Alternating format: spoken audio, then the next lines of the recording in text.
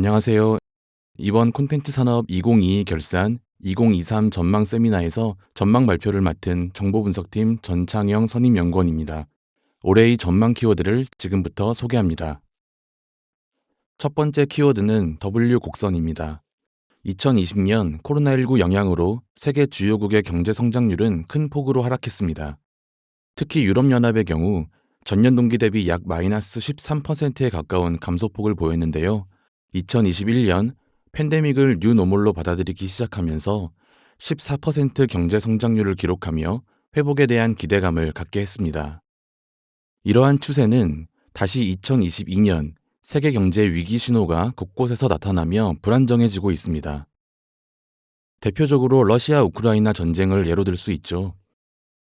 이러한 상황에서 미국은 올 하반기 들어 기준금리를 0.75%포인트씩 인상하는 소위 자이언트 스텝을 단행하며 매섭게 통화 긴축에 속도를 내고 있습니다.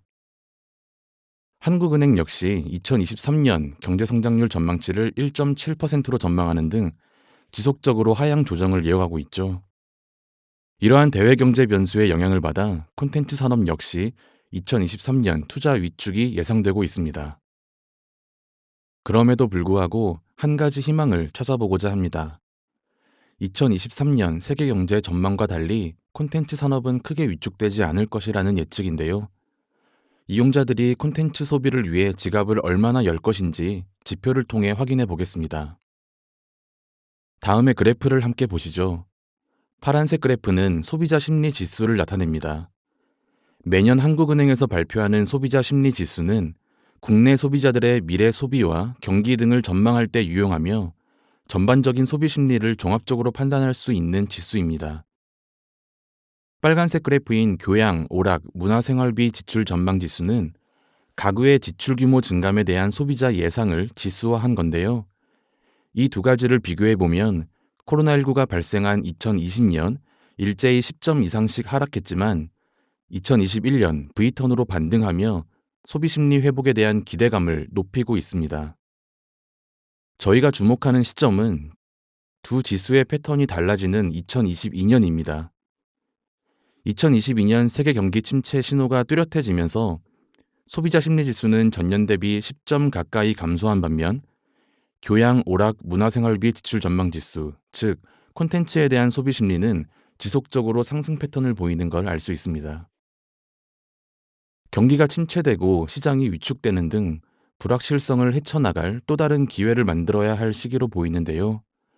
첫 번째 키워드인 W 곡선처럼 위기 뒤에 회복이 기대되는 2023년 콘텐츠 산업을 기대해 봅니다. 두 번째 전망 키워드는 이탈주의보입니다. 코로나19라는 팬데믹 상황이 완화되며 콘텐츠 산업의 대내외적 경쟁이 심화되고 있습니다. 특히 사회적 거리두기가 해제되면서 콘텐츠 이용자들의 외부 활동이 늘어나자 OTT와 게임 등 온라인 기반의 비대면 서비스 수요가 감소하고 있는데요. 나아가 경제 상황이 어려워지고 이용자들의 콘텐츠 구독률이 낮아지면서 떠나가는 이용자들을 붙잡기 위한 플랫폼 간 경쟁이 더욱 심화되고 있습니다. 콘텐츠 기업들은 이용자 이탈을 줄이기 위해 다양한 전략을 모색하고 있습니다. 그중 하나는 광고 기반 요금과 서비스를 구축하는 것입니다. 이용자들이 저렴한 가격으로 서비스를 이용하면서 플랫폼을 떠나지 않도록 붙잡기 위한 전략인데요. 예컨대 글로벌 OTT인 넷플릭스가 11월부터 국내에도 광고 요금제를 도입한 바 있죠. 콘텐츠 이용자를 확보하기 위한 두 번째 전략은 바로 재미있고 다양한 콘텐츠 공급입니다. 특히 다른 플랫폼에서 제공하지 않는 독점 콘텐츠 또는 오리지널 콘텐츠의 확보가 이용자 이탈을 방지하는 핵심 요인으로 떠오르고 있습니다.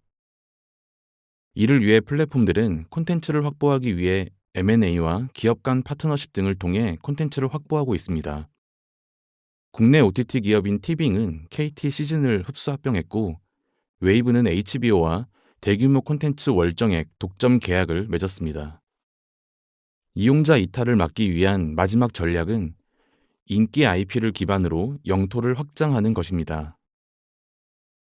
예를 들어 넥슨은 인기 게임 던전앤파이터 IP를 활용해 DNF 듀얼이라는 콘솔 게임을 출시한 데 이어서 카트라이더 IP 기반의 카트라이더 드리프트를 내년 1월 출시할 계획을 발표했습니다.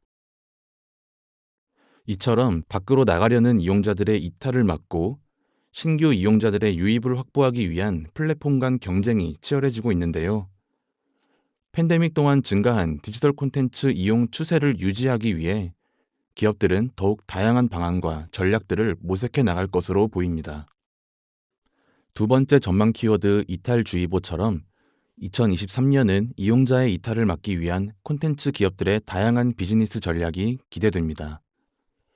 기업들은 이용자들의 관심과 시간을 차지하기 위해 경쟁하고 때로는 힘을 합할 것이며 이용자들의 지속적인 소비 습관 형성을 위한 독창적인 콘텐츠 중요성이 더욱 커질 것으로 전망됩니다. 세 번째 전망 키워드는 소수와 자연수입니다. 최근 콘텐츠 업계에는 다양성과 포용이 핵심 가치로 부상하고 있습니다. 특히 다양한 인종과 성적 지향, 장애인을 소재로 한 제작 사례가 증가하고 있는데요. 올해 초 BL물 열풍을 몰고 온 시멘틱 에러를 필두로 남의 연애, 메리큐어 등의 연애 리얼리티까지 성소수자를 전면에 내세운 작품이 많이 등장하였습니다. 뿐만 아니라 이상한 변호사 우영우, EBS 딩동댕 유치원의 마리, JTBC 뜨거운 싱어즈 등 장애인, 다문화, 고령층을 소재로 콘텐츠를 제작하는 사례가 증가하고 있습니다. 콘텐츠 소재와 캐릭터의 다양화는 게임 분야에서도 확산되고 있습니다. NC소프트는 게임 캐릭터의 남녀 비율을 동일하게 구성했고, 바비 인형 제조사 마텔은 휠체어를 타는 바비 인형, 백반증을 앓고 있는 바비 인형 시리즈를 선보이는 등 다양성과 포용의 가치를 실현하려는 움직임이 확산되고 있습니다. 한편 콘텐츠 내용만이 아니라 제작과 접근성 차원에서도 다양한 변화의 움직임이 있었습니다. 실제 장애를 가진 배우들의 활약이 두드러진 TVN 드라마 우리들의 블루스가 대표적인 사례입니다. 이처럼 콘텐츠 제작 측면에서 출연진 등 구성원의 다양화를 통한 변화가 눈에 띄었습니다. 접근성 측면에서도 다양성과 포용적인 환경이 활발하게 적용되었습니다. 플레이스테이션 게임 더 라스트 오브 어스 파트 1은 시각, 청각, 동작 등 광범위한 접근성 설정을 담아 시각장애인 게이머들의 접근성을 제고했습니다. 세계 최초 시각장애인 영화감독 노동주의 꿈을 향한 도전을 그린 영화감독 노동주는 배리어 프리 자막을 넣어 모든 사람들이 관람할 수 있도록 제작되었습니다.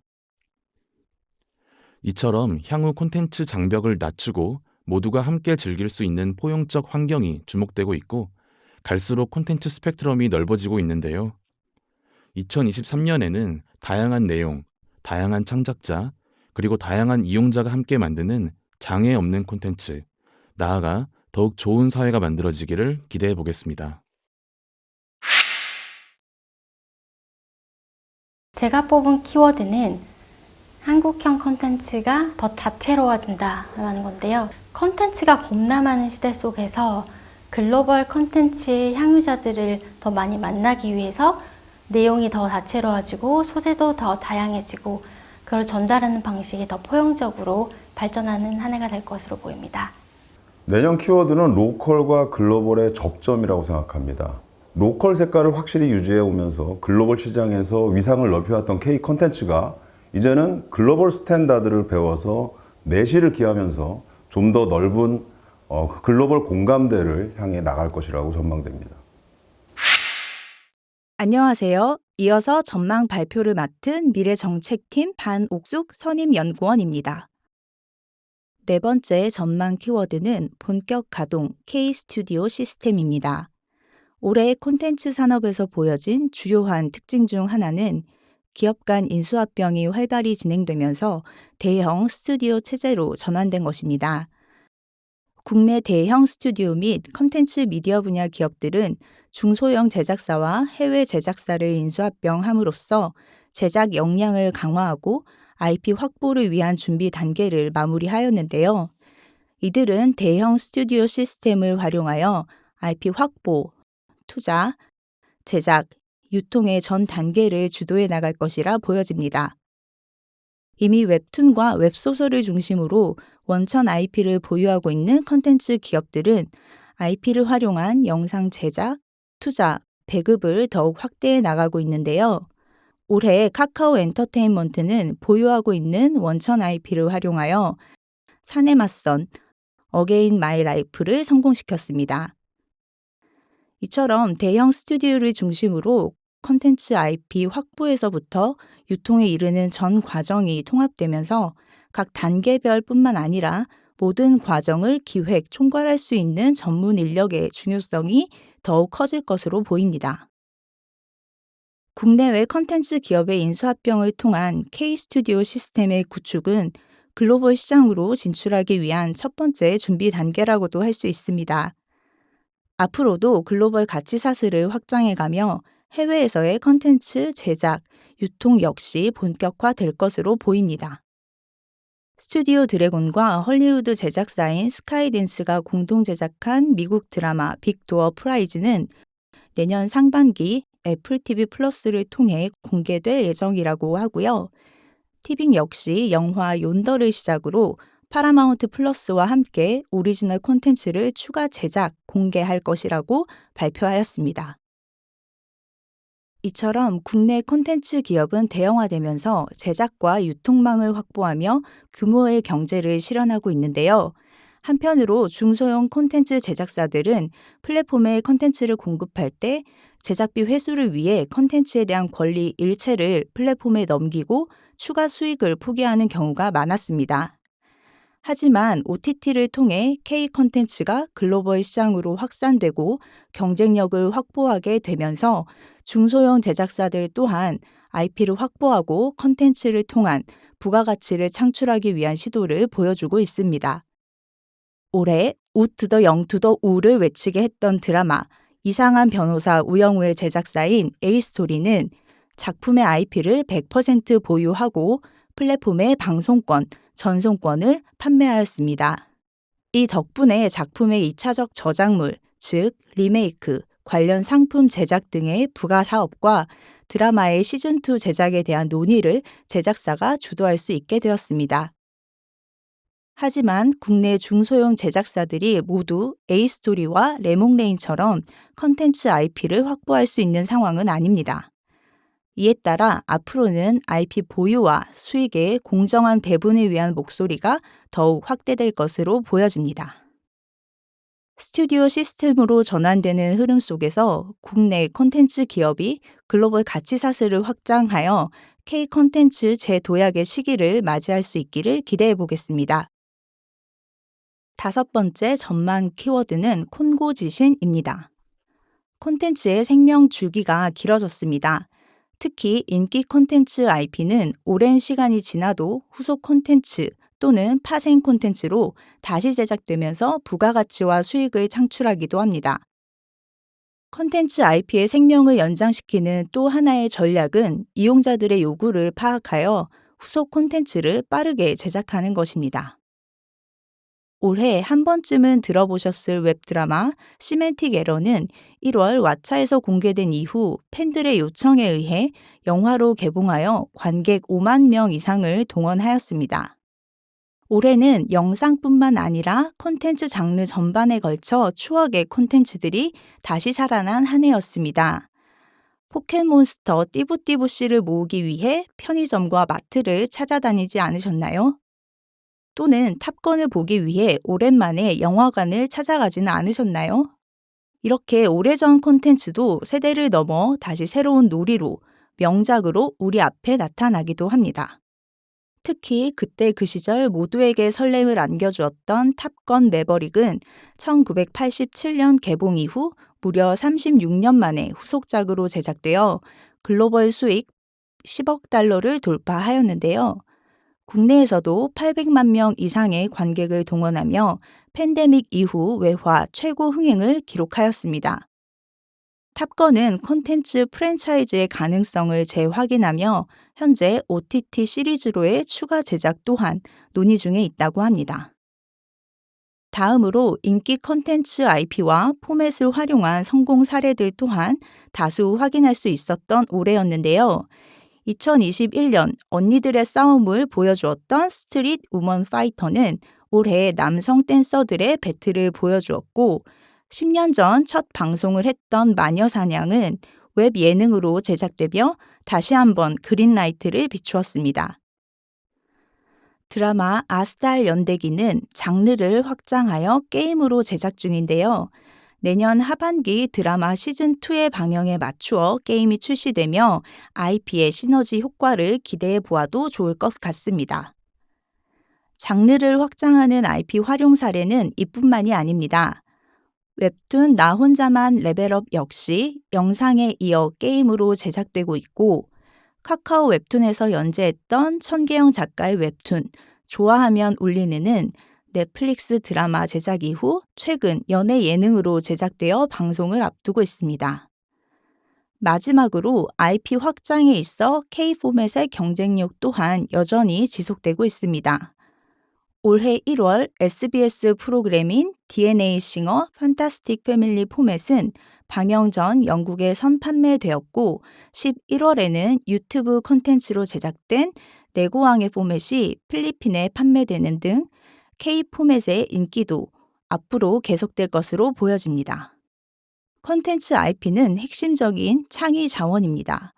IP의 중요성이 점차 확대되는 만큼 향후에는 콘텐츠 기획 단계에서부터 IP를 어떻게 활용하여 가치를 극대화할 수 있을지 고민하고 전략을 수립하는 것이 더욱 중요해질 것으로 보입니다.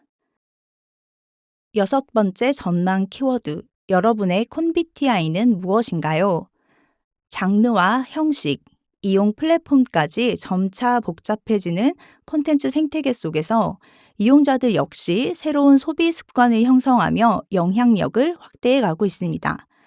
그렇다면 지금의 콘텐츠 이용 패턴은 어떻게 구분해 볼 수 있을까요? 먼저 콘텐츠 이용의 주요 특성을 4가지 기준으로 나누어 보았는데요. 첫째, 콘텐츠를 즐기는 공간. 둘째, 콘텐츠에 대한 이용자의 의사 표현 방식. 셋째, 콘텐츠 활용 방식. 마지막, 주로 이용하는 콘텐츠의 길이를 기준으로 콘비티아이를 구성하였습니다. 지금 보이시는 화면의 오른쪽에 4개의 질문이 보이실 텐데요. 여러분의 콘텐츠 소비 방식은 어떠한지 체크해 보실까요? 최근에 콘텐츠 제작과 소비 방식의 변화를 바탕으로 저희가 분석해본 올해의 급상승 콘비티아이는 VIPS, 빕스 유형이었습니다. 첫째, 가상현실에서의 콘텐츠 이용이 익숙하고, 둘째, 본인의 가치관에 맞지 않는 내용에 대해서는 적극적으로 의견을 드러내며, 셋째, 제공된 콘텐츠를 이용하는 것에서 나아가 SNS 챌린지에 참여하거나 직접 제작한 콘텐츠를 온라인에 업로드하고, 넷째, 짧은 콘텐츠를 선호하는 이용자들입니다. 여러분도 빕스 유형이신가요? 이용자들의 콘텐츠 소비 패턴이 변화하면서 제작과 편성, 제공되는 서비스들 역시 변화하고 있습니다. 첫째, 가상 공간에서의 새로운 콘텐츠는 버추얼 아이돌입니다. 누군가에게는 여전히 낯설지도 모를 버추얼 아이돌. 지금은 새로운 콘텐츠 소비의 트렌드가 되어가고 있는데요. 버추얼 아이돌 그룹인 레볼루션 하트의 첫 번째 디지털 싱글 발매를 앞두고 열린 쇼케이스를 보기 위해 영화관 3곳, 1,100여 개의 좌석이 예매 3분 만에 전석 매진되었다고 합니다. 다음으로 최근 이용자들은 콘텐츠 소비에서도 가치관을 드러내며 콘텐츠 제작 과정에 의미 있는 변화들을 이끌어내기도 합니다. K-팝 팬들을 주축으로 형성된 기후 행동 플랫폼인 K-팝 for Planet은 플라스틱 앨범 처리반, 멜로는 탄소만 등의 캠페인을 진행하며 콘텐츠 소비 과정에 기후 영향에 대한 경각심을 주기도 했고요. 올해 1월 드라마 태종 이방원의 촬영 중 발생한 동물 학대 논란으로 KBS 동물 안전 보장을 위한 제작 지침 조항이 새롭게 마련되기도 하였습니다. 이처럼 지금의 콘텐츠 소비자는 제작과 유통 과정에서의 문제점들을 고민하고 함께 더 나은 방향으로 개선하기 위해 적극적으로 행동합니다. 셋째, 콘텐츠 소비 과정에서 나타나는 주요 변화 중 하나는 제공된 콘텐츠를 이용하는 것에서 나아가 직접 콘텐츠를 제작하고 참여하는 이용자가 많아졌다는 것입니다. 특히 틱톡이나 릴스, 쇼츠와 같이 길이가 짧은 콘텐츠 참여가 급증하였는데요. 방탄소년단의 달려라 방탄 챌린지 시작 이후 해당 음원을 사용한 콘텐츠 수는 열흘 동안 약 20만 건이 증가하였다고 합니다. 최소 20만 건의 챌린지 영상이 새롭게 업로드되었다는 것이지요. SNS를 통해 비교적 쉽고 즐겁게 참여할 수 있게 되면서 콘텐츠를 직접 만들고 참여하는 트렌드가 확산되고 있는 것입니다. 마지막으로 짧은 콘텐츠를 선호하는 이용자들의 소비 방식 변화로 인하여 고정적이었던 드라마 주 2회 편성을 탈피하고 주 3회 편성을 시도하거나 16부작이 아닌 12부작, 4부작의 드라마가 등장하기도 하였습니다. 또한 유튜브에서의 요약보기 영상의 인기가 급부상하며 본편에 대한 관심까지 이어질 수 있도록 방송사에서 직접 요약보기 영상을 제작하는 경우도 많아지고 있다고 하는데요. 하지만 단순히 기존 영상을 짧게 제작하는 것이 아닌 플랫폼의 특성에 맞춘 콘텐츠 제공 방식을 고민해야 할 것 같습니다. 이용자의 소비 특성은 콘텐츠 시장의 미래 변화를 엿볼 수 있는 열쇠입니다. 콘텐츠 이용 패턴과 소비 트렌드를 더욱 세밀하게 분석하는 것이 곧 콘텐츠 기업의 미래 경쟁력이 될 것으로 보여집니다. 7번째 전망은 이용자들이 원하는 콘텐츠를 주문 제작하는 커스터마이징 콘텐츠, 주문을 받습니다.입니다. 띵동! 요청하신 콘텐츠 한 건 배송 완료되었습니다. 앞서 살펴본 올해의 콘텐츠 소비자 유형인 VIPS, 빕스의 주요한 특징 중 하나는 콘텐츠 소비에 있어 본인의 감정과 표현, 가치관을 적극적으로 표현하는 것이었는데요. 본인의 가치관과 불일치하는 내용에 대한 의견뿐 아니라 좋아하는 콘텐츠에 대한 소비 욕구가 높고 원하는 콘텐츠를 제작해달라는 요구 또한 적극적으로 전달하는 특성을 보입니다.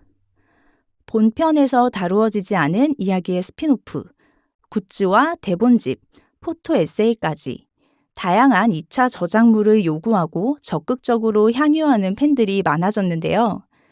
이처럼 콘텐츠의 1차적 소비에 그치지 않고 적극적으로 2차적 저작물을 요구하는 벨을 울리는 사람들, 이러한 적극적 콘텐츠 팬덤을 벨덤으로 이름 붙여보았습니다. 콘텐츠를 소비하는 적극적 팬덤의 수요를 반영하여 새롭게 제작되거나 편성되는 사례도 확인할 수 있는데요. 유튜브에서 인기를 얻은 콘텐츠들이 레거시 미디어로 옮겨가며 제작된 함블리와 지선 시네마인드가 있습니다. 한편 인기 콘텐츠 속 캐릭터의 또 다른 이야기나 이미 제작된 드라마에는 나오지 않는 뒷이야기, 즉 2차 콘텐츠 제작을 요구하는 이용자들의 목소리 또한 높아지고 있습니다. 올해 상반기 추앙과 해방의 의미를 생각하게 하며 구찌보다 구씨를 외쳤던 드라마 나의 해방일지, 드라마 대사를 통해 위로받고 작품에 대한 해설을 원하는 팬들이 대본집과 감독판 블루레이 출시를 요청하고 있고요. 식사는 잡쌌어?를 물어보던 주인공 못지않게 극의 후반부에 반전 매력을 보여주었던 수리남의 변기태, 조우진 배우의 멋진 연기에 매료되어 변기태 시점에서 편집된 수리남 다시 보기 영상은 11월 기준 300만 이상의 조회수를 기록하고 있습니다. K 콘텐츠를 소비하는 팬들의 과몰입 소비 흐름에 따라 N차 콘텐츠 기획, 제작, 유통, 소비 경향은 앞으로도 지속될 것으로 보여집니다. 적극적으로 소비하는 팬들의 반응과 니즈를 파악하여 콘텐츠를 제작하는 흐름 역시 더욱 확대될 것으로 보이는데요. 벨을 울리는 콘텐츠 팬덤, 벨덤의 적극적인 의견 표현과 이를 빠르게 수용하며 콘텐츠를 적극적으로 활용하는 제작사의 대응이 선순환 구조를 이루게 된다면 콘텐츠의 힘은 더욱 강해지고 길어질 수 있을 것입니다. 내년도 음악산업 전망 키워드는 넥스트 K-팝 그리고 팬덤 3.0입니다. K-팝은 아티스트 중심에서 K-팝 자체가 하나의 장르로서 소비가 되는 새로운 개념의 넥스트 K-팝이 시작이 될 것이고요. 팬들 관점으로 보면은 팬들이 중심이 되는 새로운 개념의 팬덤 3.0이 시작이 될 것입니다. 2023년 키워드는 치열한 경쟁 속 글로벌 확장입니다. 23년에는 국내 OTT 플랫폼이 치열한 접전을 펼칠 것으로 예상되는 만큼 한국의 제작사들 역시도 치열한 경쟁 속에서 좋은 포트폴리오들을 준비할 것으로 보이고 글로벌 시장 직접 진출을 추진할 것으로 보입니다. 또한 IP를 활용한 사업 등 수입성을 높이기 위한 전략을 펼쳐낼 것으로 보입니다. 안녕하세요. 마지막 전망 키워드 발표를 맡은 미래정책팀 이승희 선임연구원입니다. 8번째 키워드는 K 콘텐츠, 공감과 교류로 지속 확장입니다. 올해에도 K 콘텐츠는 세계로 뻗어나갔습니다. 이상한 변호사 우영우나 나 혼자만 레벨업 등 많은 우리 콘텐츠들이 세계인의 사랑을 받았는데요. 지역적으로도 아시아, 북미, 유럽을 넘어 중동까지 K 콘텐츠에 대한 수요가 계속해서 확대되는 가운데 올해는 콘텐츠뿐만 아니라 다양한 플랫폼의 해외 진출도 눈에 띄었습니다. OTT나 스트리밍 채널, 메타버스 플랫폼 등이 해외에 서비스를 론칭하며 우리 콘텐츠의 글로벌 커버리지를 확장시켰는데요. 티빙은 네이버 라인과 함께 올해 일본, 대만을 시작으로 내년에는 미국까지 D2C 플랫폼을 운영하겠다고 밝혔는데요. 오리지널 콘텐츠뿐 아니라 현지를 공략할 수 있는 로컬 콘텐츠 수급도 확대해서 경쟁력을 확보하겠다는 포부입니다. 국내 대표적인 패스트 채널 UID는 올해도 JTBC 등과의 파트너십 체결로 K 콘텐츠 스트리밍의 영역을 확장했습니다. 메타버스 플랫폼도 세계 시장을 노리고 있습니다. 네이버 Z의 제페토가 200여 개국에서 약 3억 명의 글로벌 가입자에게 메타버스 콘텐츠를 서비스하고 있고 최근에는 SKT의 이프랜드도 북미, 유럽, 중동 등 49개국에 출시되어 메타버스를 통해서도 K 콘텐츠를 세계 곳곳에서 즐길 수 있게 되었습니다. K 콘텐츠의 커버리지가 더 넓게 확장되었다면 그 팬덤의 깊이는 더 깊어졌는데요. 글로벌 팬덤을 통한 장르 및 플랫폼의 IP 확장 시도가 본격화된 한 해였습니다. 글로벌 누적 조회수 142억 회를 기록한 인기 웹툰 나 혼자만 레벨업은 글로벌 팬덤의 요구에 따라 애니메이션화가 진행되고 있습니다. 그 외에도 스위트홈, 지옥, 지금 우리 학교는 등 인기 IP의 영상화나 게임 제작 사례 등 글로벌 팬덤에 화답하는 2차 콘텐츠들이 기획되고 있습니다. K 콘텐츠가 갈수록 우리만의 콘텐츠가 아닌 전 세계인의 글로벌 콘텐츠로 자리매김하고 있는데요. 우리는 어떻게 이 상황을 맞이하고 준비해야 할까요? 먼저 문화 다양성에 대한 더욱 세심한 배려가 필요합니다. 콘텐츠를 즐기는 인구가 많아진 만큼 문화 다양성에 대한 사회적 요구와 영향력 또한 증가하고 있기 때문인데요.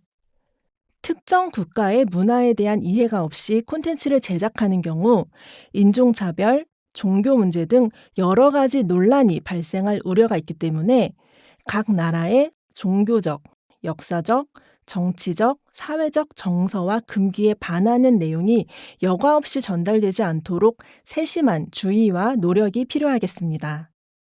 그러기 위해서는 제작 인력을 대상으로 하는 문화 다양성 교육이나 나라별 문화적 특성을 반영할 수 있는 번역과 더빙의 전문성 강화 등이 필요하겠습니다. 글로벌 콘텐츠로서의 팬덤 규모에 맞는 문화 다양성 대응 역량을 강화하여 글로벌 시장에서의 K 콘텐츠 경쟁력을 더욱 높일 수 있기를 기대해 봅니다. 8번째 인사이트, 세계인과 함께 즐기는 K 콘텐츠 글로벌 문화 감수성으로 더욱 성장입니다. 9번째 키워드는 한 걸음 더 현실과 가상 사이입니다. 디지털 전환과 코로나로 인한 비대면 환경 속 산업 전반에 걸쳐 미래 사회의 새로운 패러다임으로 급부상하던 메타버스와 NFT 관련 산업은 잠시 서행 중인 상황입니다. 대신 메타버스 환경의 인프라를 구성하는 버추얼 AI 기술을 활용한 콘텐츠는 기술의 발달과 함께 차곡차곡 영역을 넓혀가는 중입니다. 먼저 콘텐츠의 제작 환경에 녹아든 버추얼 콘텐츠를 이야기해 볼까요? 콘텐츠의 배경도 주인공도 현실에선 존재하지 않지만 우리 눈에 보이고 우리가 소통할 수 있는 시대가 되었습니다. 실감 기술의 집약체라고 할 수 있는 가상 스튜디오 제작이 상용화되기 시작했는데요. 가상 스튜디오는 영화나 드라마를 찍을 때 실제 스튜디오 없이도 LED 화면에 3D 배경을 투사한 가상 환경 배경을 띄울 수 있어 시공간에 제약이 없으며 눈에 보이는 배경으로 인해 블루 스크린 앞에서 촬영하는 것보다 현장감이 있어서 배우들의 실내 스튜디오에서의 현장 몰입도를 높여줄 수 있습니다. 가상인간도 올해는 더욱 활동 영역을 넓혔는데요.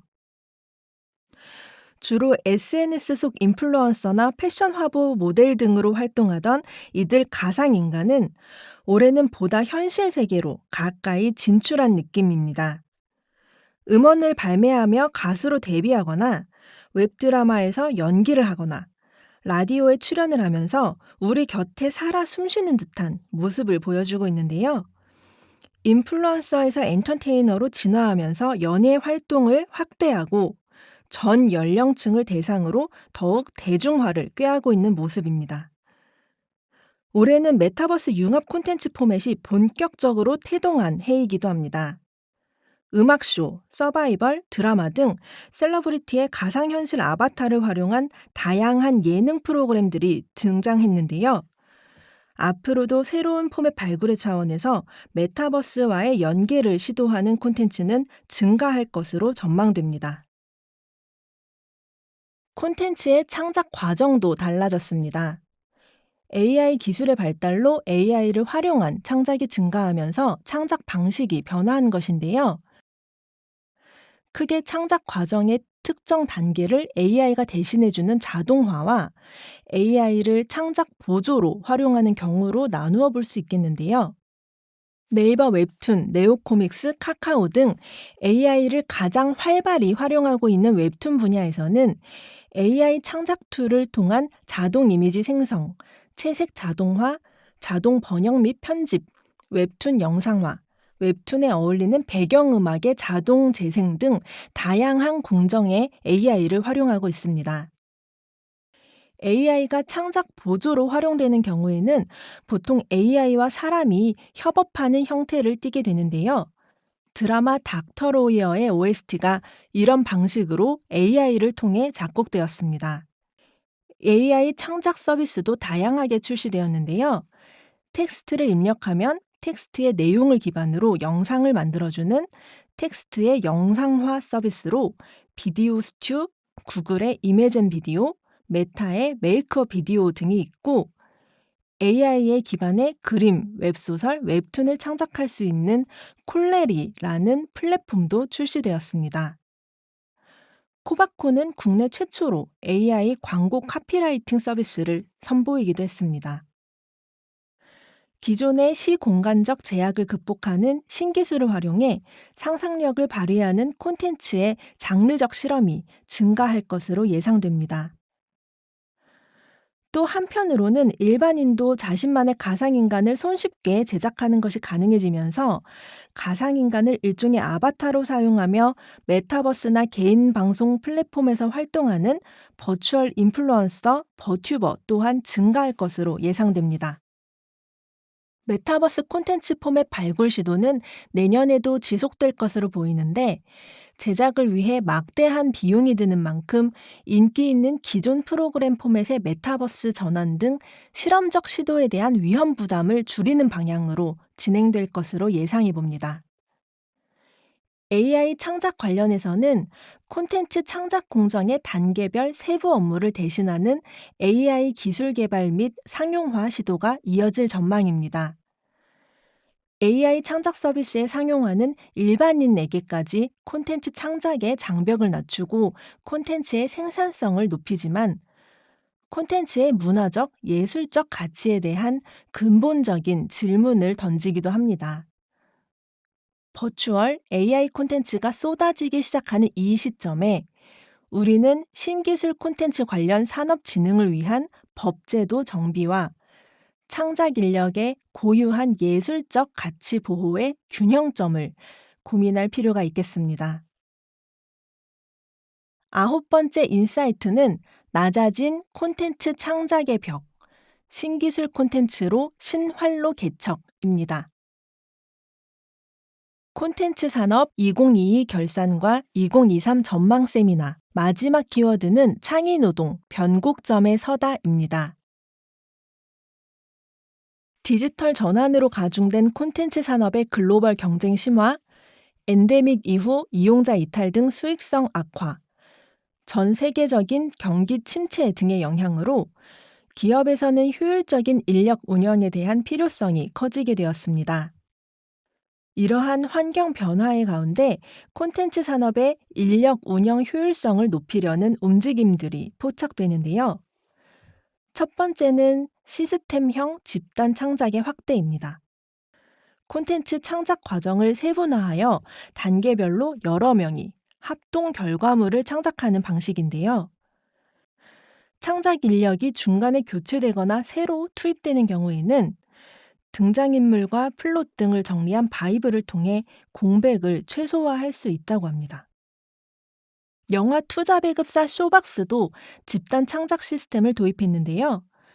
집단 지성을 활용해 한층 정밀하게 스토리라인을 그리겠다는 포부를 내비쳤습니다. 개성이 다른 여러 창작자와의 작업을 통해 서로의 시너지를 끌어낼 수 있고 다국적 인력이 참여하는 경우 문화적 보편성 담보 등 리스크가 축소될 수 있다는 장점이 있습니다. 콘텐츠 창작 단계별로 여러 명이 합동 결과물을 창작하는 과정을 시스템화하는 것은 창작 과정에서 대체 인력을 구하기가 어려워 특정 창작 인력 개인에 대한 의존도가 높은 콘텐츠 산업 노동시장의 대표적인 특성을 일부 완화하는 것으로도 볼 수 있겠습니다. 두 번째는 미래형 융합 인력에 대한 수요가 증가하고 있는 것입니다. 갈수록 기획 단계에서부터 IP 하나에도 장르와 산업을 넘나드는 OSMU 활용을 염두에 두기 때문에 콘텐츠 산업 지식뿐 아니라 경영, 기획, 유통, 마케팅 등 콘텐츠 산업의 비즈니스 메커니즘을 이해하는 콘텐츠 비즈니스 전문 인력에 대한 필요성이 커지고 있습니다. 또 신기술 융합 콘텐츠 창작을 위해서는 스토리, 이미지 등 콘텐츠 창작 능력뿐 아니라 기술 관련 지식이 필요해졌습니다. 기존의 유수한 콘텐츠 창작 인력에 대한 소프트웨어 등 기술 교육을 통해 신기술 융합 콘텐츠 창작 인력으로 양성하는 것이 필요합니다. 세 번째, 제작 인력에 대한 미스매칭을 완화하려는 시도가 나타나고 있습니다. 콘텐츠 산업의 창작 인력의 주축인 프리랜서 인력들은 지인의 소개로 일감을 수주하는 경우가 66.6%에 달하는 등 인맥 위주의 폐쇄적인 네트워크에 의존하는 현실입니다. 인력을 구하는 수급자인 제작사의 경우 필요한 인력에 대한 정보가 부족한 것이 애로사항인데요. 디지털 기술로 인력 미스매칭의 위험을 줄이고 제작 시장의 효율성을 높이려는 시도가 있습니다. 데이터 축적 및 활용을 통해 인력 매칭을 시스템화한 사례인데요. 인력이나 제작사에 대한 정량적 평가 데이터에 기반한 인력 매칭 플랫폼 서폿입니다. 서폿의 등장으로 인력의 수급과 공급을 매개하는 플랫폼이 생겨났습니다. 온라인 플랫폼을 통해 매칭이 되면 업무는 오프라인에서 행해지는 이를 저희는 프로젝트 기반 플랫폼 노동이라고 명명했는데요. 그간 정보가 부족했던 제작 인력에 대한 정보를 데이터화한다는 점에서 인력 자원에 대한 관리가 체계화될 수 있을 것으로 기대됩니다. 이러한 흐름 속에 콘텐츠 산업의 일자리는 앞으로도 세분화, 전문화되고 노동 형태도 다양화될 것으로 전망됩니다. 달라지는 인력 수요와 노동 방식에 따라 대비해야 할 과제도 있을 텐데요. 특히 현장 수요 중심의 산업과 연계된 형태의 실효성 있는 인력 양성 프로그램을 발굴하는 것이 필요합니다. 마지막으로 프리랜서 인력이 사회적 안정망의 사각지대에 놓이지 않도록 앞으로도 계속해서 주시할 필요가 있겠습니다. 10번째 인사이트는 현장 수요 중심, 안정적인 좋은 일자리, 미래형 창의 인력 양성은 콘텐츠 산업 발전을 위한 핵심 과제입니다.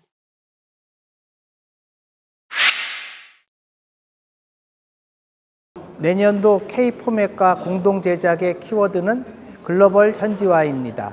팬데믹 이후에는 전통 미디어에서 완성된 콘텐츠가 유통되는 것이 아니라 이제는 글로벌 OTT에 현지화된 콘텐츠가 만들어져서 유통되는 본격적인 시기가 된다고 생각됩니다.